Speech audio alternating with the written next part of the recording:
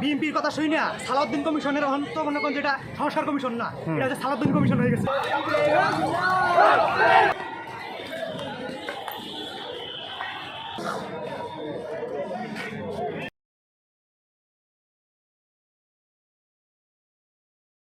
যখন সনদপত্র সিগনেচার হবে তখন তারা আশ্বাস দিচ্ছে, এক বছরে যখন তারা করতে পারে না, আমরা কিভাবে মানবো, কিভাবে বুঝবো যে তারা দেবে ভবিষ্যতে?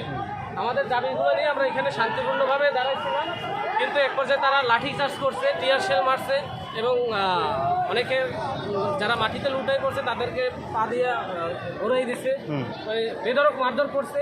এরপর সম্ভবত ছোড়াগুলি মারছে। আমার এখান থেকে হালকা চামড়া বের হয়ে গেছে, আমার যে স্থান ঘুরেছিলাম। আর আমার এক সহযোদ্ধার পায়ে আঘাত লাগছে, আর এক নারী একজন আহত যোদ্ধা, সে আবার আহত হয়েছে, তাকে হসপিটালে পাঠানো হয়েছে। আর অনেকেই হতাহত হয়েছে। আমাদের দাবি শান্তিপূর্ণভাবে বসেছিলাম, আমরা অবস্থানে ছিলাম, আমরা কেউ ওইখানে শুয়ে পড়ছিলাম, কেউ বসেছিলাম, তারা ধাক্কাধাক্কি করছে, আমরা শান্তিপূর্ণভাবে উঠে আসতে চাইছিল, কিন্তু তারা এমনভাবে ধাক্কাধাক্কি করছে, তারা আমাদেরকে ভাওতাবাজি দিয়ে এরিয়া বিএনপির কথা শুনি না সালাউদ্দিন কমিশনের তো মনে করেন যেটা সংস্কার কমিশন না, এটা হচ্ছে সালাউদ্দিন কমিশন হয়ে গেছে। যখন আমরা যে রক্ত দিয়ে তাদেরকে সরকার বানাইছি, তাদেরকে বসাইছি, তখন আমাদের সাথে গাদ্দারি করে এখন বিএনপির কথা শুনে করতেছে, বিএনপির কথা মতো চলতেছে।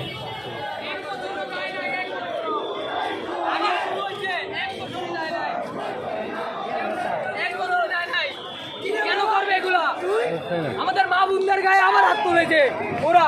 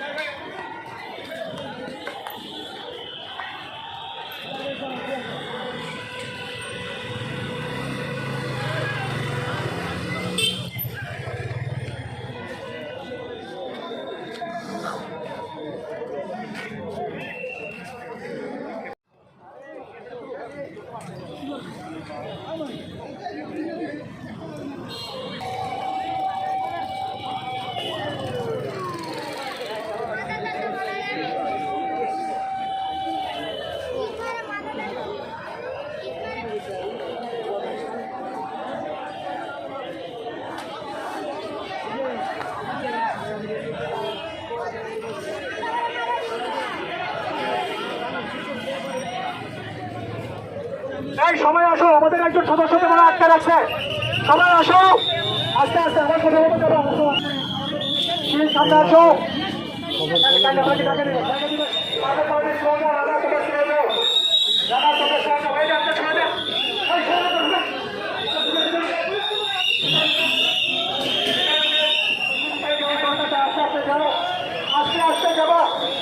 আস্তে আস্তে যাবো, তাতে কারো এখানে লাঠিচার্জ করা দরকার নেই, আস্তে আস্তে যাও, সবাই আসো।